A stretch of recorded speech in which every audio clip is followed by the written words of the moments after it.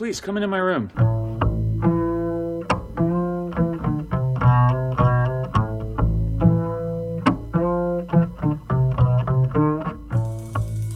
Welcome to the Mustache Room. I'm your host, David Ben. Make sure to check us out online at mustasheroom.com or at Mustache Room. Also, check out our sponsor, Mustache Brands, based out of Denver, Colorado.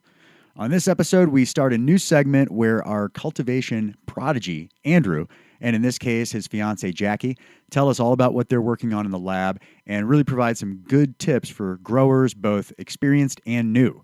We also get another visit from my lovely wife, Jill, who tells us about the Ramella AKA the beauty mushroom. And I talk with my good friends Law and Erik, they're co-hosts of the Sweat Equity podcast based out of Tampa, about my experience in Santa Fe doing both MDMA-assisted therapy and experiencing the most amazing art project I've ever seen called Meow Wolf. If you're not familiar with Meow Wolf, it's something that started in Santa Fe. It's branching out to Vegas and Denver and Austin, and it's a growing movement. It's kind of a big playground for kids or people that really like to play with psychedelics. Nonetheless, anybody that really likes good art and just having fun being a kid, it's super cool. So we don't go into it in too much detail on the podcast. Feel free to do your homework, but I highly encourage you to check it out. Last year when I went out there with the wife, they had just closed. We went out there for the weekend, and the day that we arrived, they closed due to COVID. Because it's really like in there right now. You just look like you're in a storage unit that's going to open up into something. Yeah, I knew that was going to come up. So we have our basement being redone. So essentially everything that was in the basement, all my amateur mycology equipment, all that stuff is in frame. In frame. Behind you. Yeah. So trust me, this is not like a hoarder's background. That's all of your stuff? Not all of it, man. There's stuff scattered. Everywhere. You like that?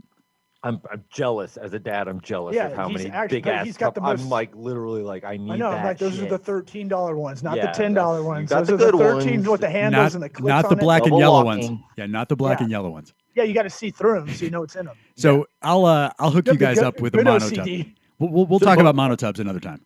Okay. Meow Wolf is open Wolf. all year round. So it's open all year round, but since COVID, they just reopened March 19th, like after a year.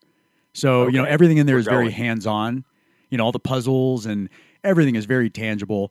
You have guys, employees walking around like nonstop cleaning everything that you touch. So they almost like contact trace on site and just wipe down stuff constantly. There was like a 95-year-old.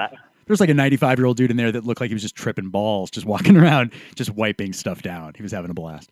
Yeah, I feel like I could go in that sober and have a good time. I didn't go sober. I decided to take a heroic journey through the Meow Wolf by myself.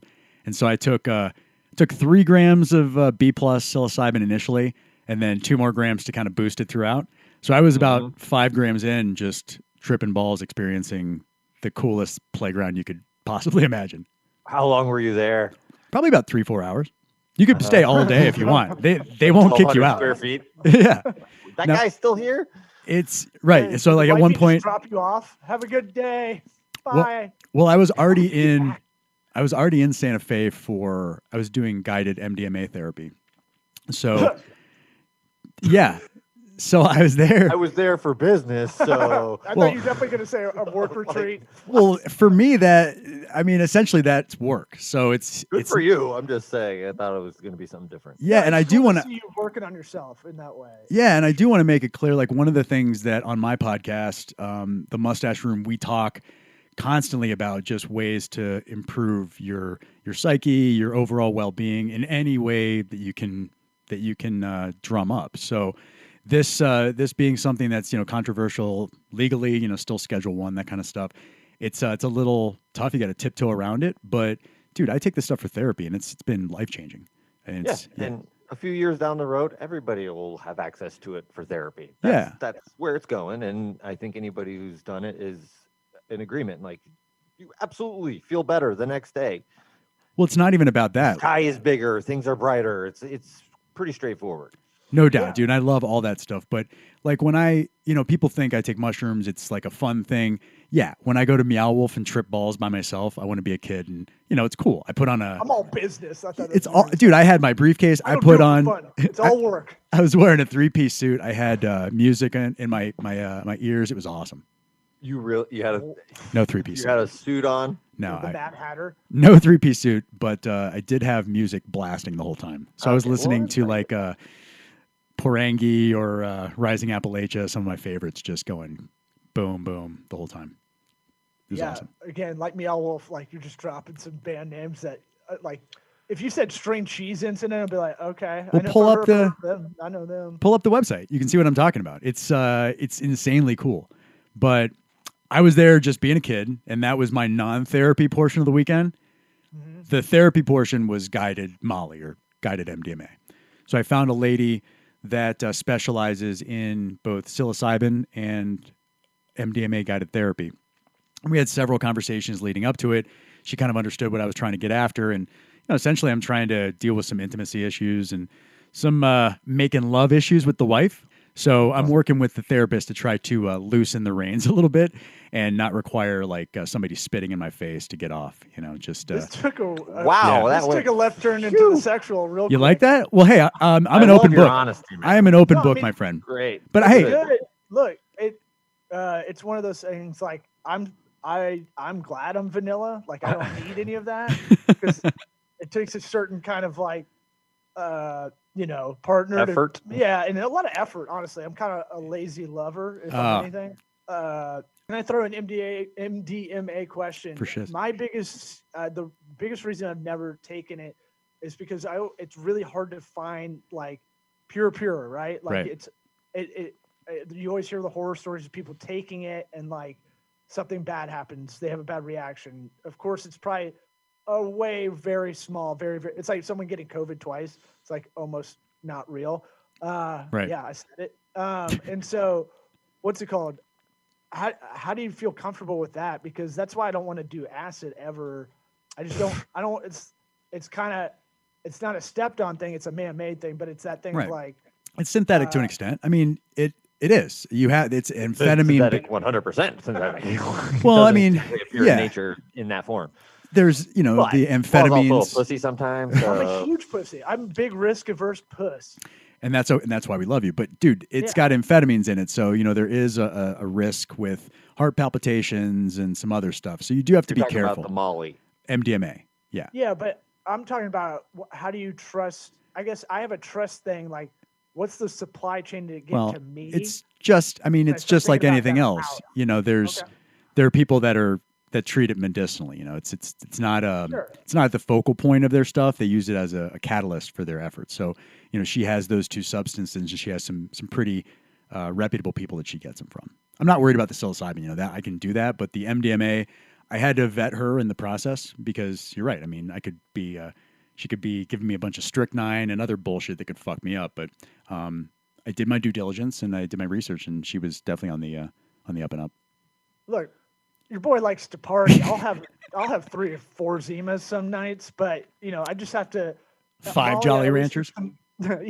Take the bite off. But Molly, more than anything, has this weird this weird vibe around it ever since I've heard about it.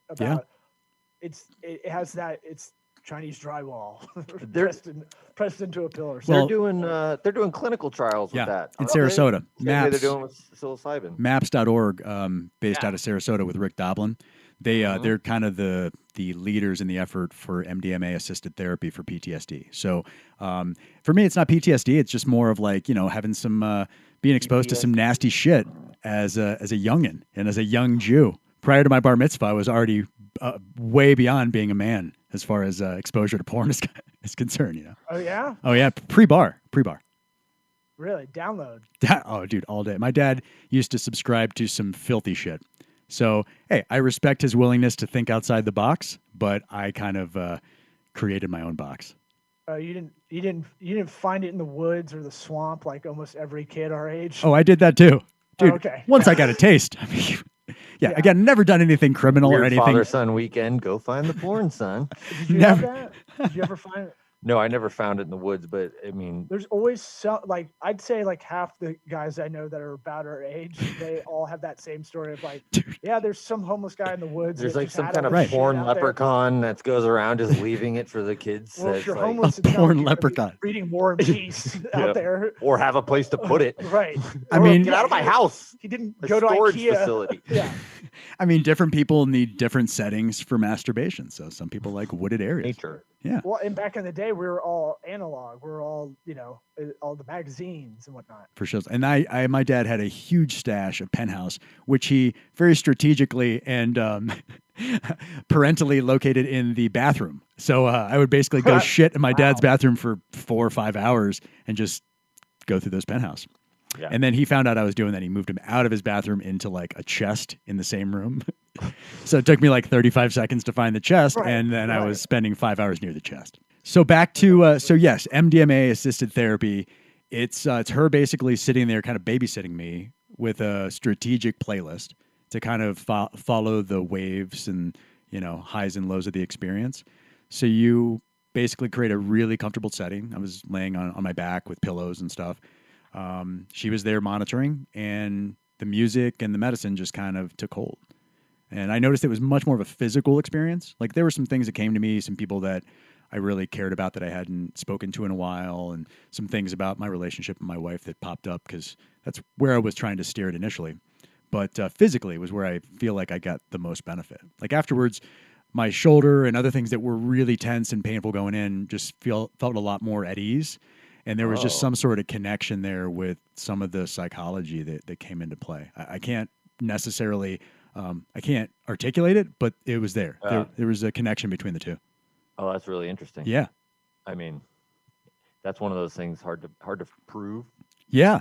You store tension in your shoulder, whatever, but like everybody agrees, it's like, oh, that helped. That helped. I feel looser. Your brain can absolutely just cause you to tense up all the time. Resting bitch face. I don't have to have that, but I do because apparently I'm a resting bitch, like it's just there. Well, Bro. how about this? The happiest people, like the happiest successful people, they don't really ever complain about any back pain or like any of that shit, right? So there's got to be a tie. Look, maybe. I don't know. I'm talking That's about a bit broad. To say that. I complain like a motherfucker. In my kind of lifetime, this is the like successful, positive people I know. They don't really go around, going, oh, like They don't have that nagging. they don't bitch like I do about everything. But I'm saying like they're not the older guys that are complaining about their back. They might have it, but because also that plays.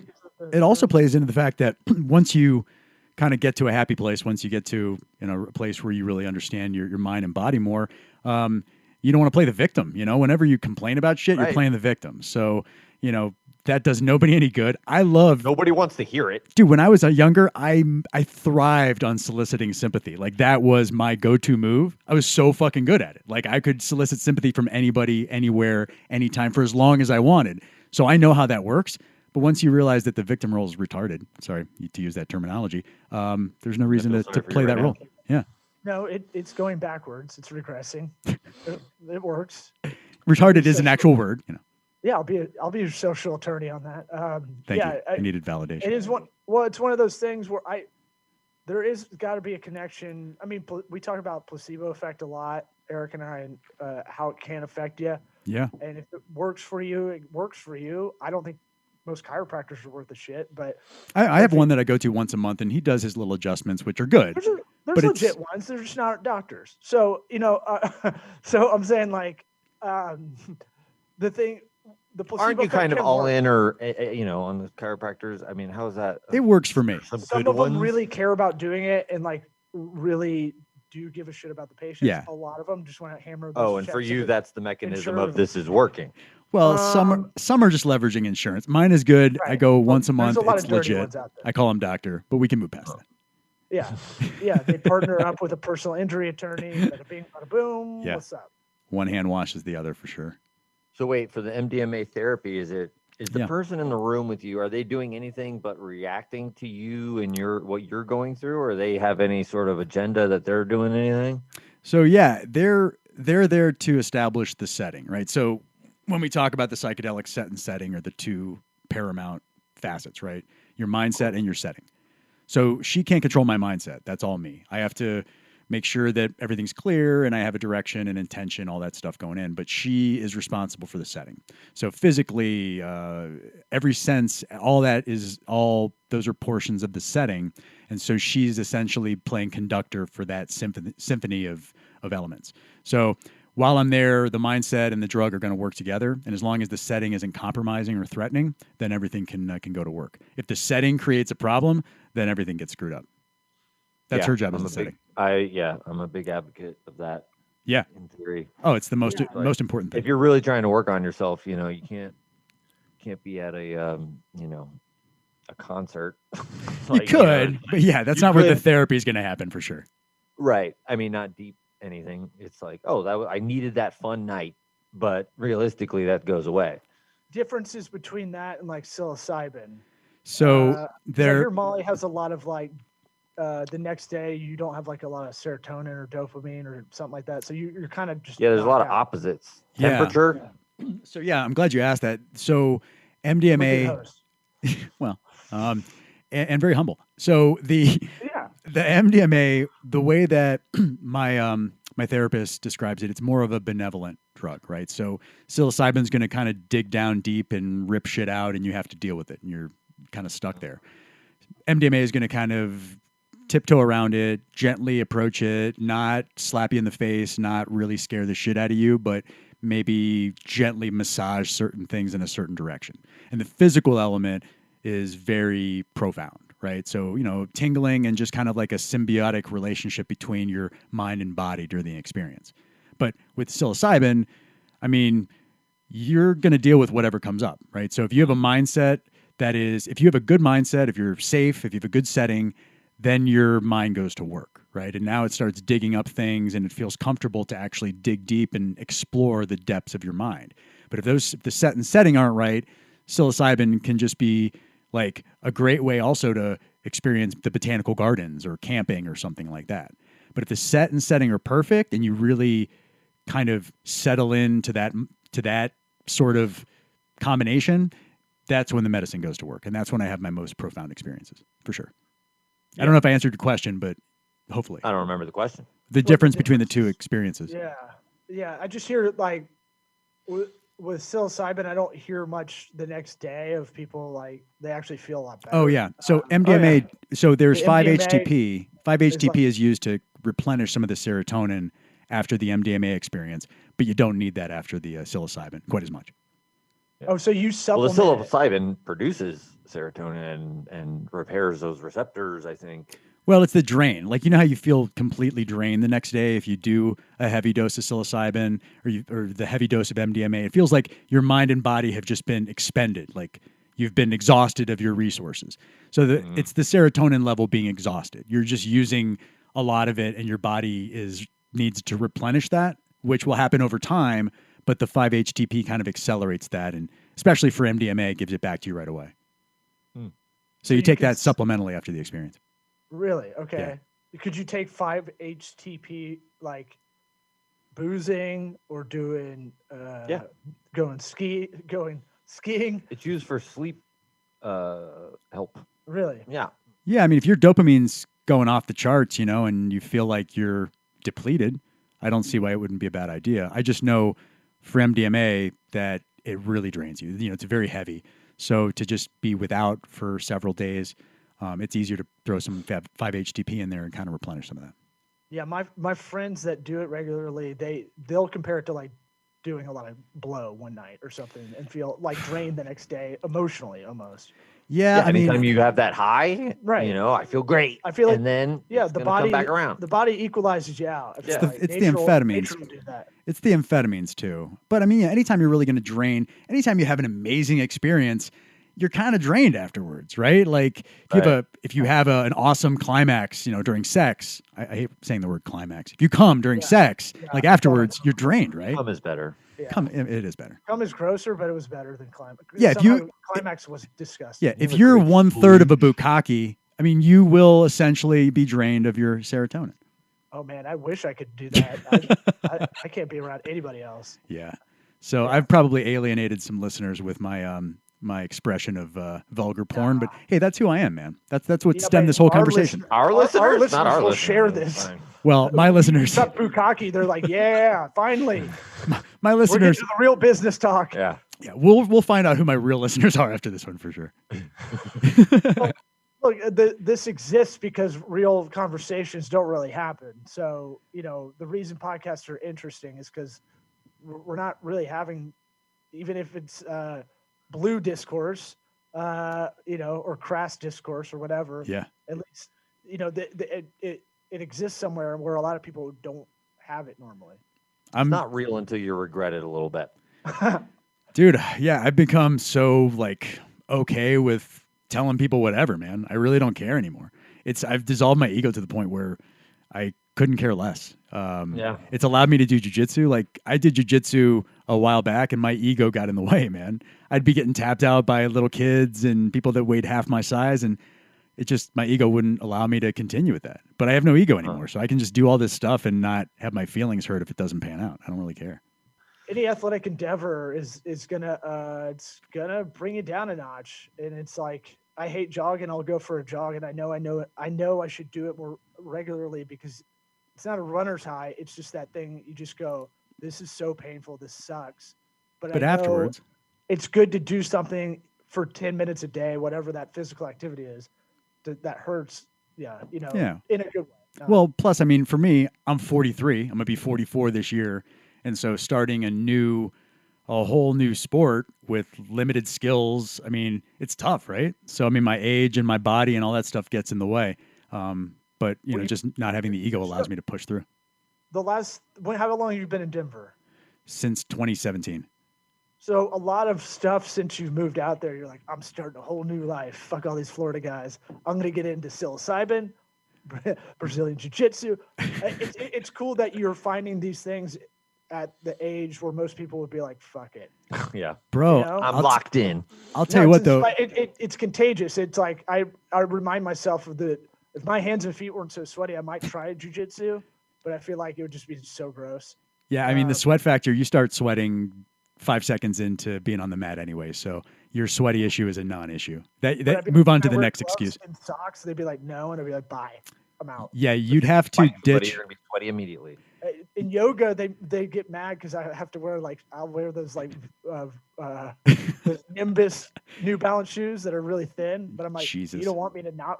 If I'm just in socks, I'll fucking slip around. That's how gross I am. You know what? You've got to come up with it. There's yoga towels that you can put over your mat to mitigate some of the extra sweat. No. All right, we'll have to talk offline. Barefoot. I'll slip, dude. All right. You ever see me in flip flops? These are some awful excuses. I have to admit, these are terrible excuses, Law. It is a bad You talk excuse. to any yoga instructor, and they are shutting these down with rebuttal after rebuttal after objective rebuttal. What? My hand's too sweaty. Why? All right, so I don't give a shit. I think I'm so open, man. Like if I went back and did stand up, I would have a much easier time now. Like the anxiety is dissipated. I've come to a really good place. That's why I can't stop talking shit about mushrooms. It's changed my life. Well, I think it's cool you're getting this podcast going in the same way because I think it's tough to not do stand up after doing it and loving it. I know, man. But at the same time, it's like it's a slog, and when you're having a kid, like you're about to, it gets a lot tougher to just because you get this guilt about not getting up. But at least you have this creative avenue like this to get it out. Oh yeah, dude. Before I stopped doing stand up, like before I moved out to Denver, I hated myself so much, and I couldn't even listen to anything coming out of my mouth without physically getting nauseous. It was more excruciating to do stand up than to not. So I was like, fuck this. This is just painful. So I stopped. Well, that's good self-awareness. I mean, not I'm not going to torture myself. Yeah, exactly. It's beating your head so much that you got to get up. You got to get up every night, and it becomes like Stockholm syndrome. Yeah, you have to do it, which is fine because it's good because there's no real no one's really going to pull you up and stand up. No, it's all you, man. It's a one-man show. So it's kind of good that there is that kind of toughness about it, where everybody it's like one of the few things all comedians agree on. Like you have to get up, you have to do reps. and you're kind Jiu-jitsu's of the same way, man. Yeah. But at the same time, I'm just saying, mazel tov to you, or L'chaim, that L'chaim's cheers. You're getting this podcast out. That's a creative thing. You're doing Brazilian jiu-jitsu later in life, which a lot of people wouldn't do because of ego. Yeah. And then, you're really looking in this, like, call it alternative therapy for lack of a better term, but you're really kind of doing this in a very measured, calculated way, not just going, I'm going to go do ayahuasca and see how it goes. Like, you're really, every time I talk to you, you're like really researching everything before you do it. Well, it's my agreement with my wife, like, unfortunately, shrooms, they have the connotation that it's drugs and it's only for enjoyment. So my agreement with her is I have to treat this stuff therapeutically. I can't treat it frivolously. I can't, me going to Meow Wolf is a special case. Like, this stuff is for me to use therapeutically. So that's my agreement with her. She can't do shit right now that she's pregnant. So if I'm going to do this stuff and like have any kind of fun, it needs to boil down and resolve to something that's positive. So that's my agreement with her. And that's why I can do this stuff and not have her be like, you're fucking druggy, psyching out weirdo. Oh, and she's cool as fuck, because you know what pregnant women hate? When their husbands fucking do anything, getting wasted in any way, or having any joy, really. Both you guys have 2 kids, just so my listeners know. You're not 40 pounds overweight too? Fuck you, buddy. Right. Fuck you. Are you going to take the weekend off? Fuck that. You should be my Uber Eats driver. Yeah, so both you guys are divorced? Is that the case? Almost. I'm getting there. Yeah. I got about 2 months till the trial, baby. But that's anybody having a kid. Like, every wife hates them if they're, most of them. There's married men cool. that get that joke. Dude, yeah, I can't say how it's going to be after a kid, but all I can tell you, man, is I have definitely got to the point where I'm ready. Like, I'm in my 40s now, and I'm like, I'm ready. But if it were 15 years ago, no way. Absolutely no way. She's one of the 30 Bucks fans that's a real Bucks fan, Buccaneers fan.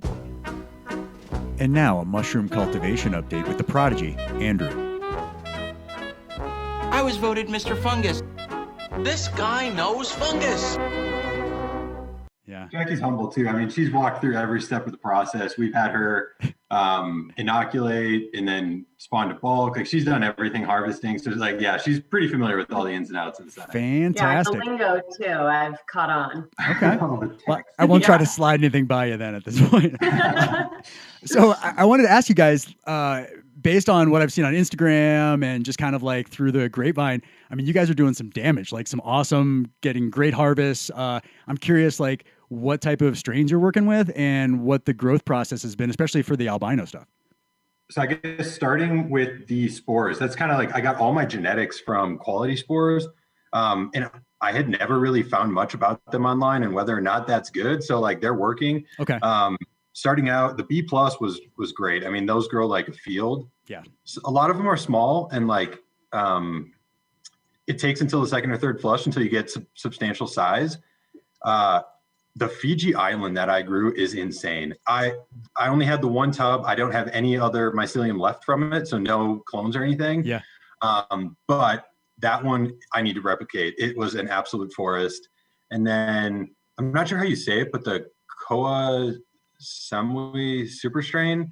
It's one of those albino ones, or yeah, it's a really interesting look. So you're ahead of me. I don't even know what that. So you leapfrogged me. Man. I just inoculate, and that's about it.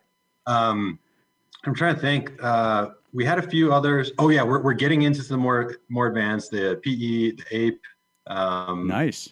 So yeah, those are about 85% colonized in the jars. So I'm hoping in the next week those are going to move over, and I'm really excited about those. Dude, I'm really excited as well. Now, the fact they will colonize quickly, but just be super patient when they're fruiting.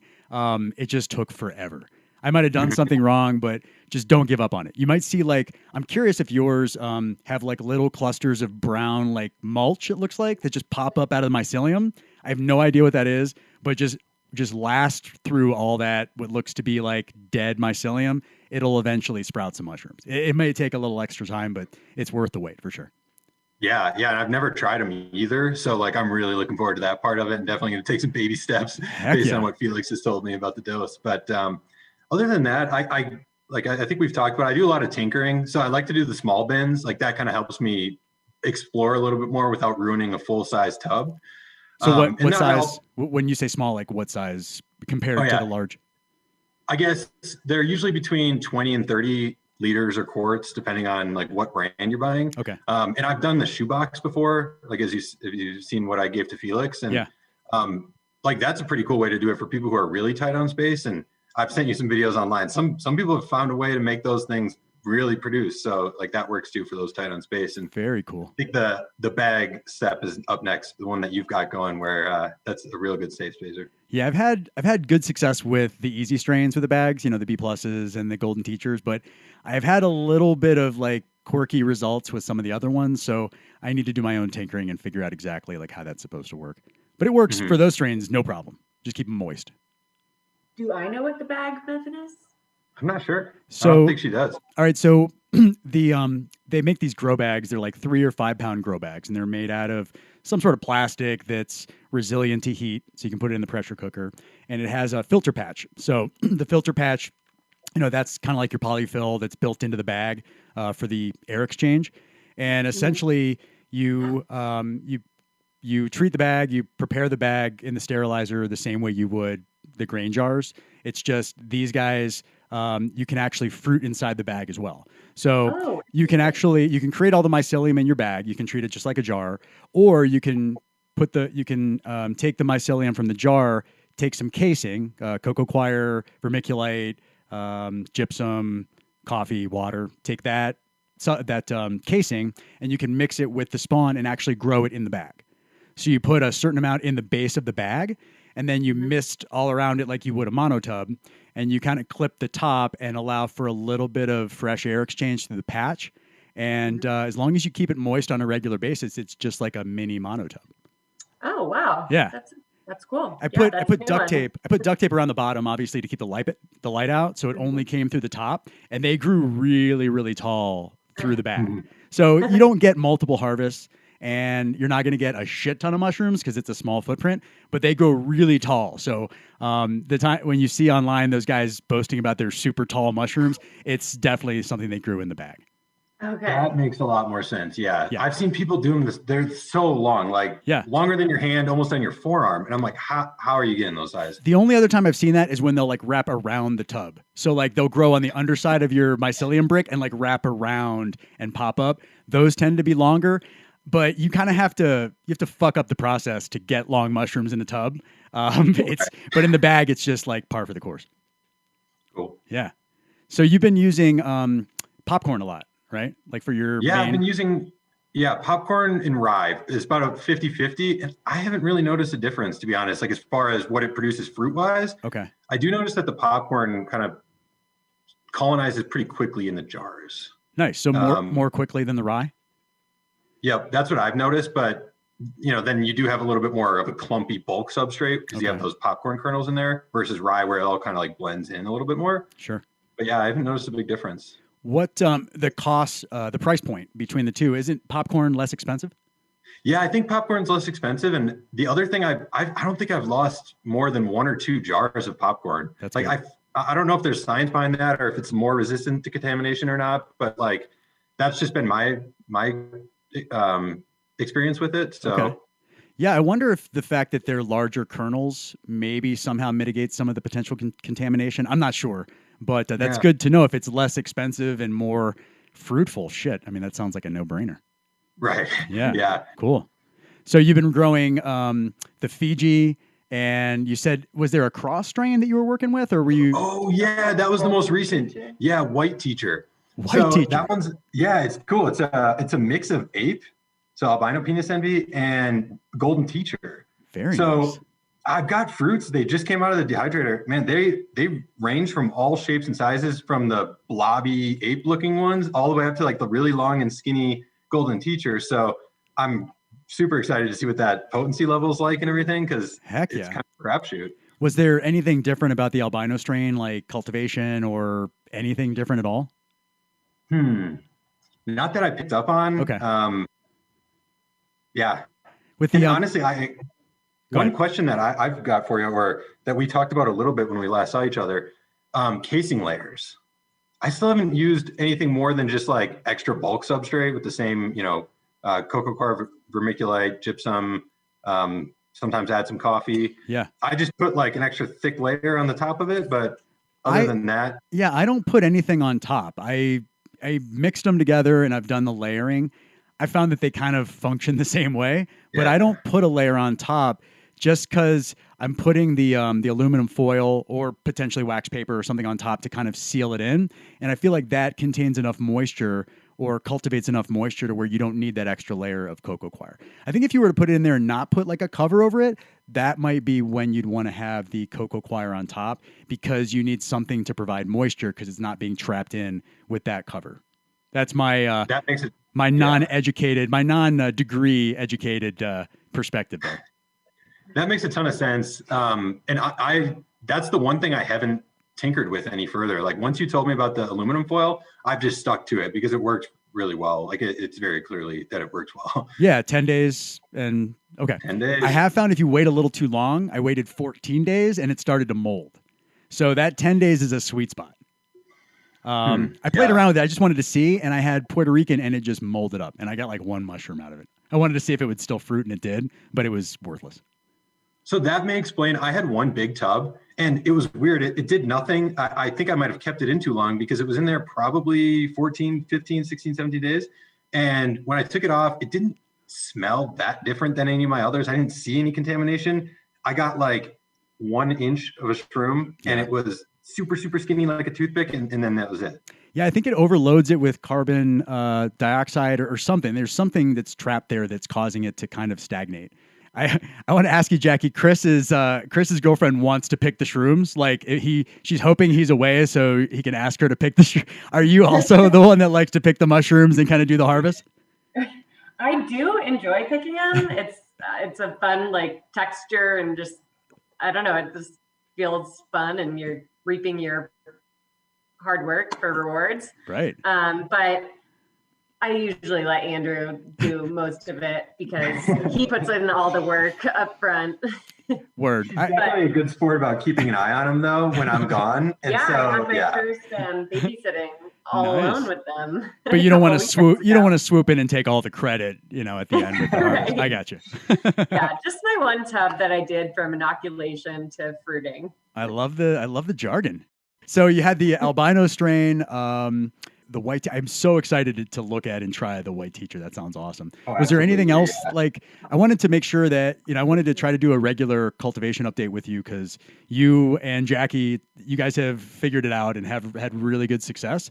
So I feel like you're the best one to kind of guide new cultivators and how to approach it.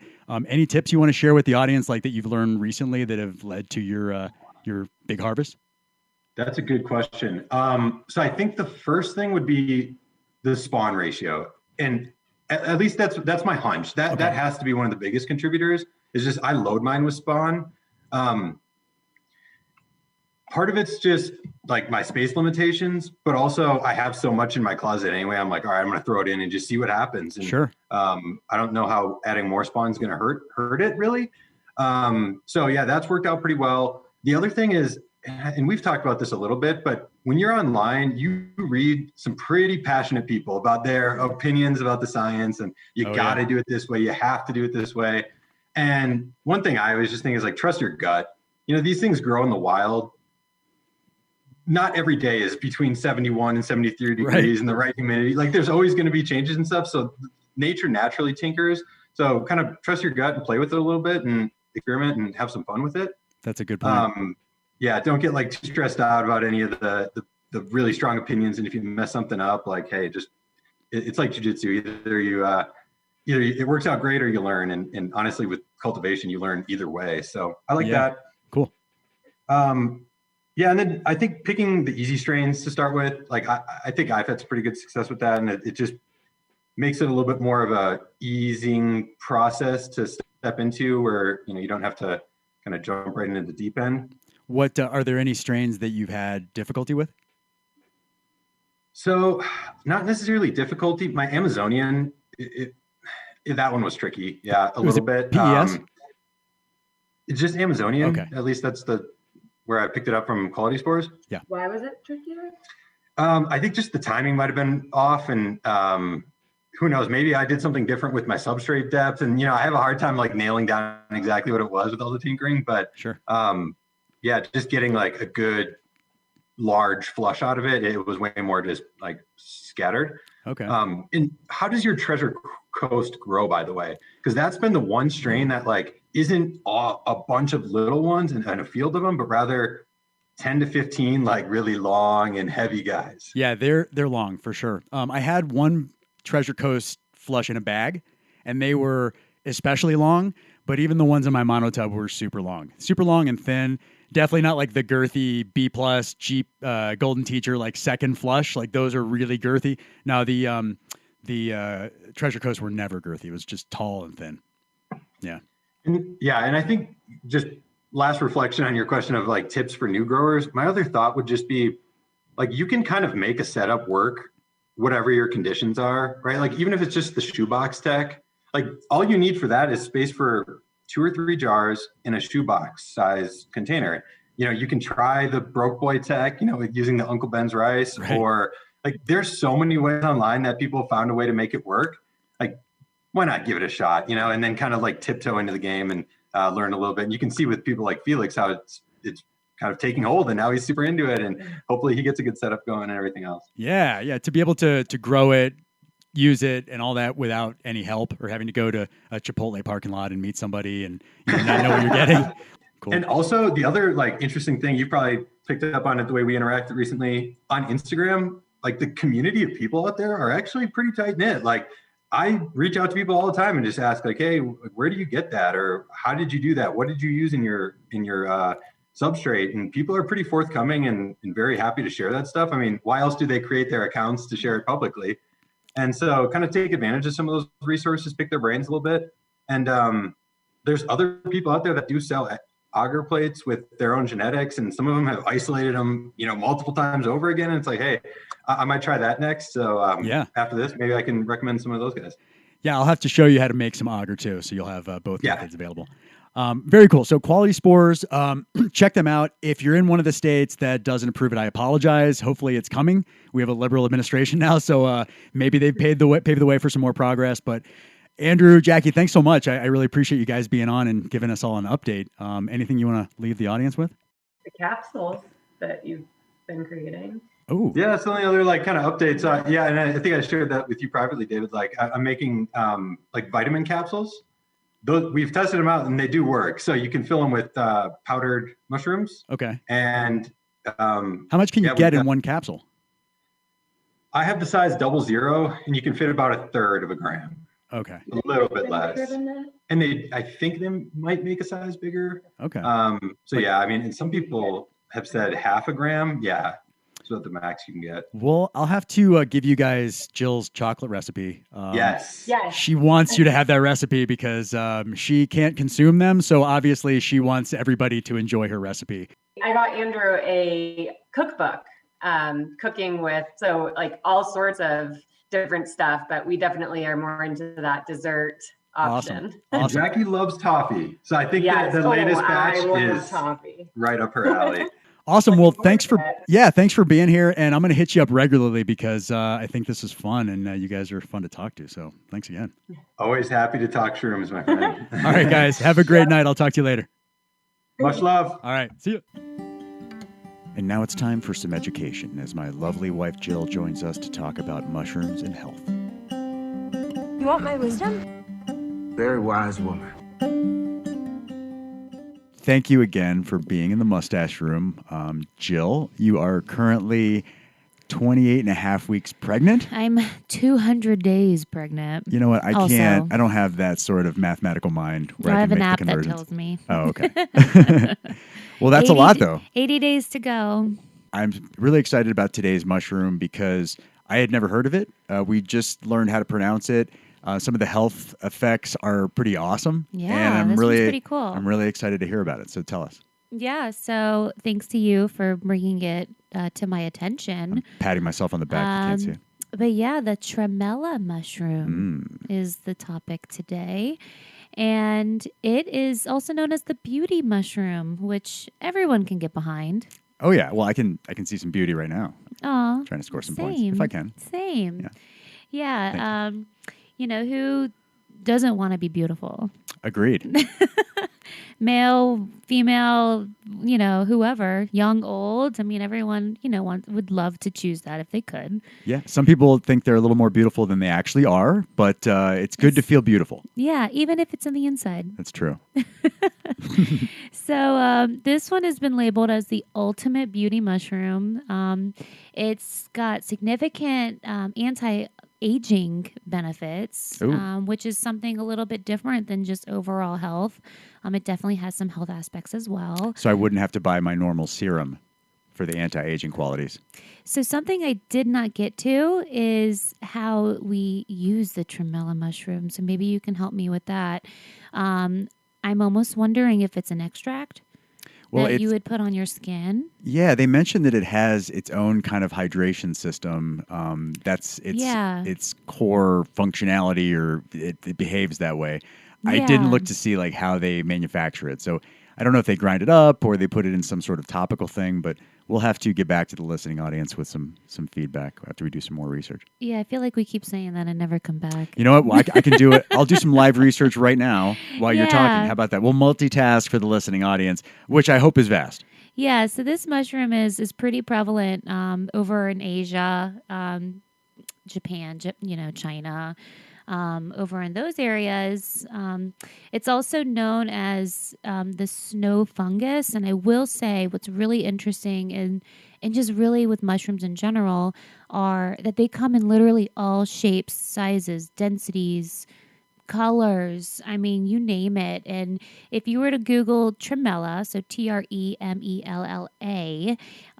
it is in the jelly fungin family. Ooh. Which who knew that there were even, we knew that there's species and, categories of mushrooms, but I've never heard of the fungin family. That's jelly, the jelly fungin family. No, are we talking about like the footwear from the 90s? Is that... It's, no. No. Okay. We're talking about like a jellyfish. Like a jellyfish. That's really cool. This mushroom resembles, it's translucent. And it literally could be a jellyfish, just floating in the sea. Very cool. So like cross species, if you will. Cross Yeah, it almost looks like taxonomies. Like shaved skin that's kind of cauliflower. Like the shape of cauliflower, but made with like shaved skin. I don't know. I think people just need to Google it. So just Google this mushroom, get a look at it, because it's really unlike anything that you would find. Well, I have a little update here. Okay. It says, and this was just a cursory Google search. Tremella mushrooms are often found dried. And when soaked and rehydrated, they return to almost the same texture and consistency as the fresh mushroom. Dried tremella mushrooms will last for several months when stored in the freezer. Perfect. So I would assume then you can just eat it after it's rehydrated, or you could probably use the extracts as well. Or if you want to get dangerous, you could use it as a loofah. They did mention that it resembles a loofah. It resembles a loofah. It does kind of give you that feel. Yeah. We can't vouch for that. I don't know if it's going to leave like fungal remnants or, you get chitin in your pores or whatever. But, hey, it's worth a shot. Let us know. Yeah, so it's been considered as one of the 4 great beauties in the Chinese culture. As far as, glowing skin, youthful complexion.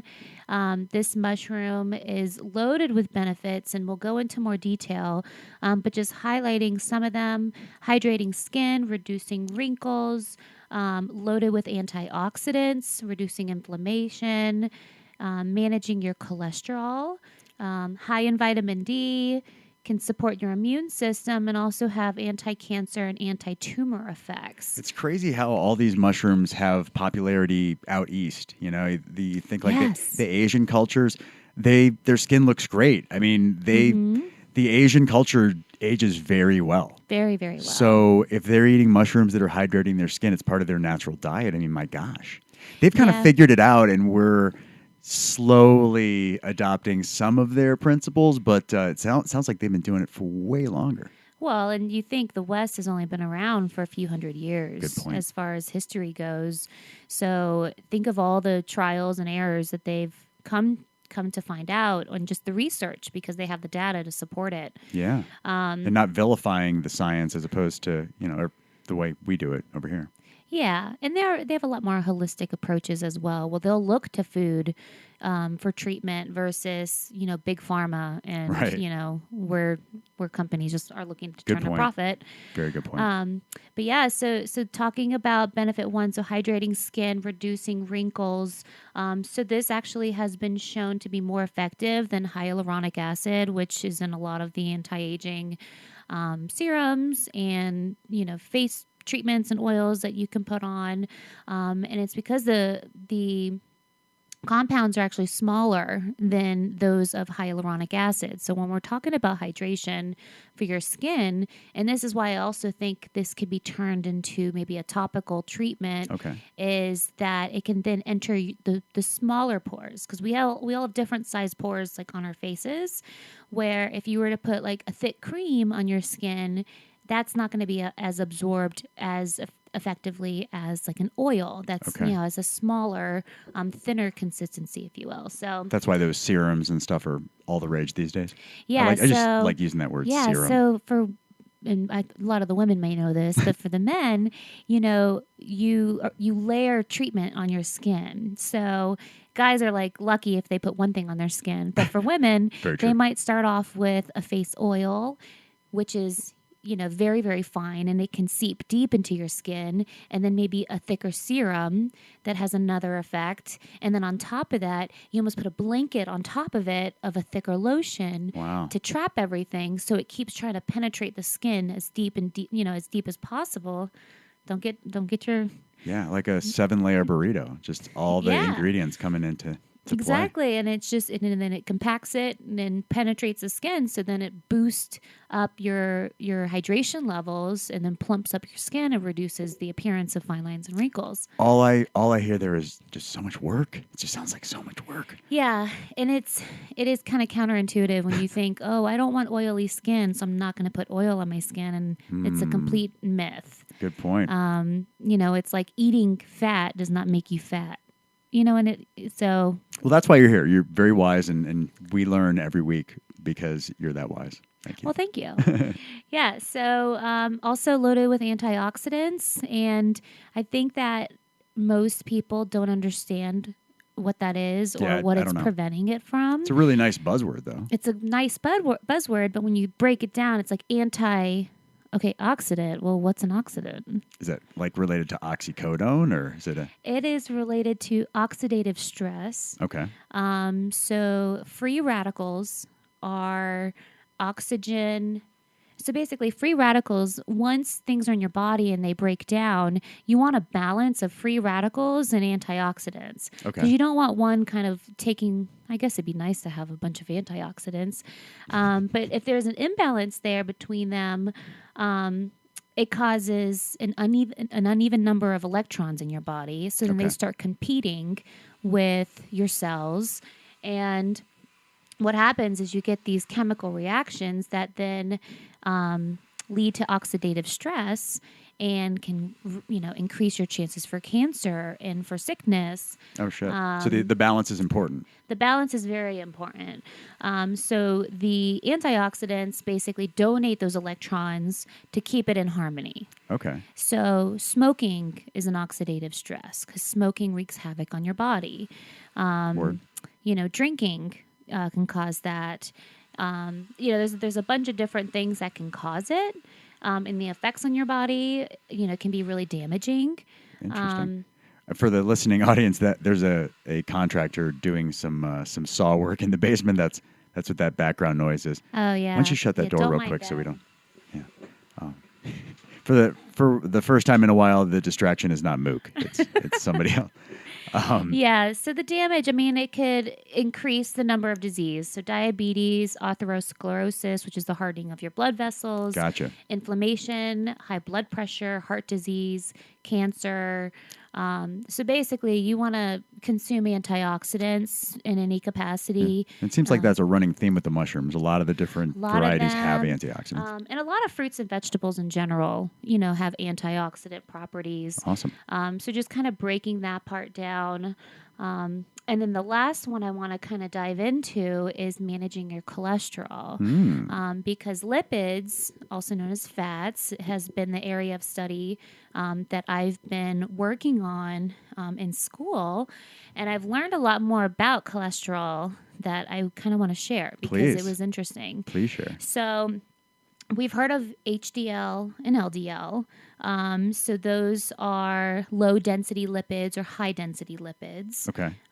With the abbreviations. And the LDLs are deemed as bad cholesterol, well, with the HDL deemed as the better one. Okay. So usually your cholesterol is like one number over another number, and the top one is always deemed the bad one, and the bottom is deemed the good one. And all I know is I eat a lot of Honey Nut Cheerios. I feel like I'm doing my part. It says it's going to lower your cholesterol. It does. It does.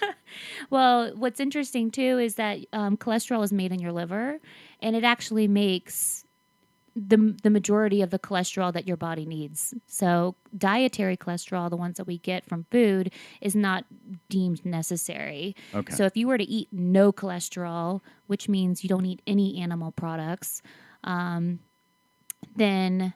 you're still going to be fine. Your body's still going to have a surplus of cholesterol. Okay. So the LDL, that function is to carry cholesterol to the tissues of your body where it's needed to, make vitamin D, to help cells replicate because cholesterol is in the cell body.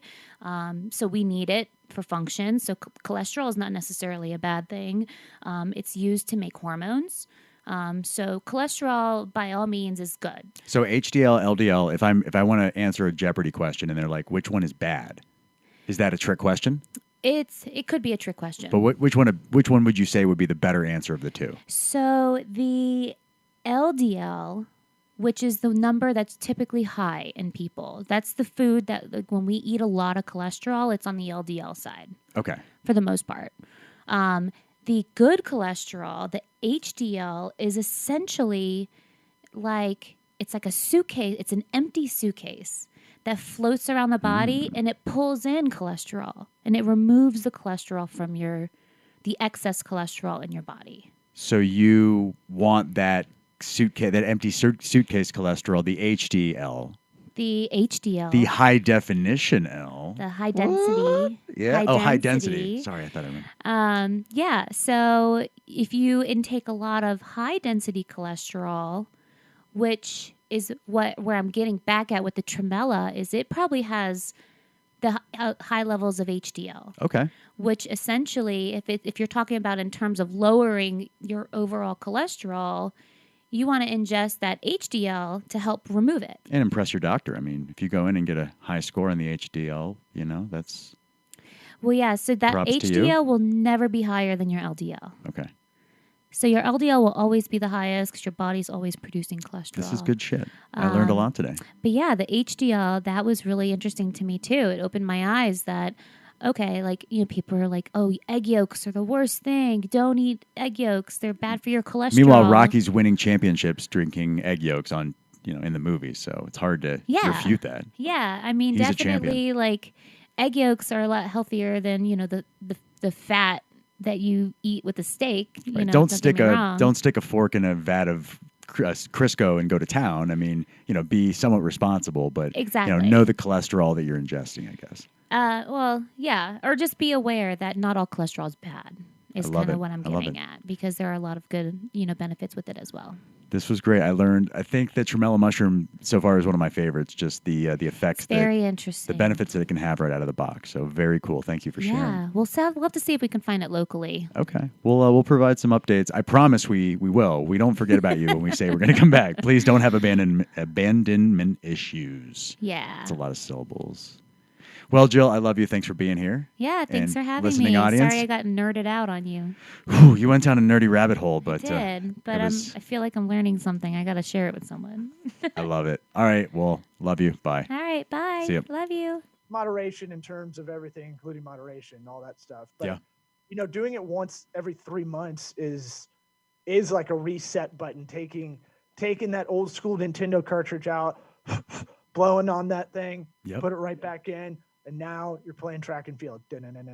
That's the game you chose. What a dork. I wanted to zig when you thought I was zagging, baby. I would have gone Tecmo Bowl, but I mean that's all you. I know. I just want to go. Baby. That's good to see your faces, guys. It's good to see your bald head, man. I am proud of you for taking that. As you can see, I haven't tended to my situation recently, but you've done a really good job there. Oh, I'm getting back into the hair growing game. I got a laser helmet. The looks like it works. LED. Oh, nice. Okay, it's been like 3 times I've tried it. I'll wear it through a podcast. It looks like you've got. It's like 25 minutes every other day. It's a crash test dummy hat with like a helmet with like one of those. It's got a little camera that goes right to their corporate office, and they all laugh at me for fucking buying it. It's something that you should have bought in Sky Mall. What a fucking idiot. Sky Mall sells them. A baby's skull is misshaped. They have to wear those helmets. Yeah, same idea. Dear God. With a cool LED light to make it's lasers. Dear God. Well, you and I have the same balding hair pattern where we have like kind of that stream down the middle. And so you're my brother from another mother. Jude Law made it really fashionable. Right. But I'll tell you what, man, now that you've crossed over, there is no going back. So your hair growing, all of it's he's going to Elon Musk it. I'll be disappointed in you if you do, by the way, because I want you part of it, but it'll be thick. I want you in my club, my friend. I don't want you to leave the club. I'm there. All right, stay there. Okay. No way. You want him to figure it out, and then he'll tell you what to do.